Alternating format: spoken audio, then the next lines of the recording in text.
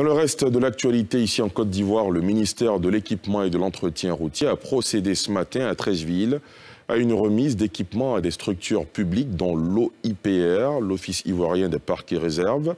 Ce matériel est un appui important pour les bénéficiaires qui espèrent améliorer leurs interventions sur le terrain. Le reportage de Nadia Edja et Fulgence Kissiedou. Parc national du Banco, poumon vert de la ville d'Abidjan. Au sein de ce trésor naturel, vaste de 3438 hectares, se cachent des espèces animales et végétales sujettes à la convoitise d'exploitants illégaux. Ce matin, ces agents de l'Office ivoirien des parcs et des réserves effectuent une patrouille de surveillance sous la supervision du chef de secteur.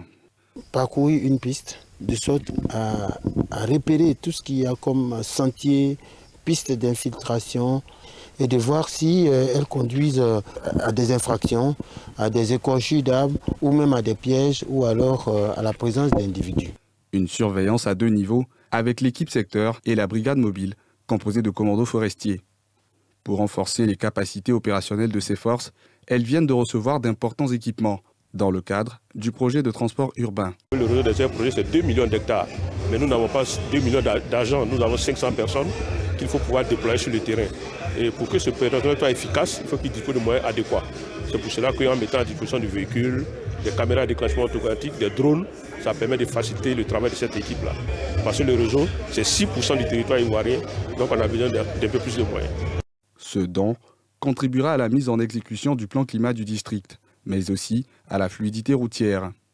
Dans le plan de travail que nous avons établi avec le PTUA, nous devons planter avec le concours de la BAD plus de 82 000 arbres sur environ 382 km le long des principales artères d'Abidjan. Il convient d'indiquer que le PTUA renforce des projets dits connexes.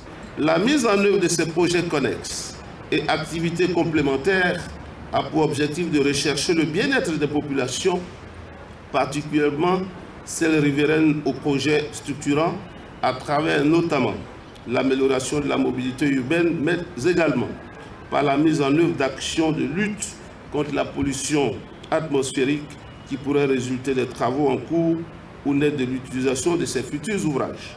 En plus de l'OIPR, l'unité de régulation de la circulation a reçu 10 pick-up et 15 véhicules de transport au cours de cette cérémonie de remise de dons.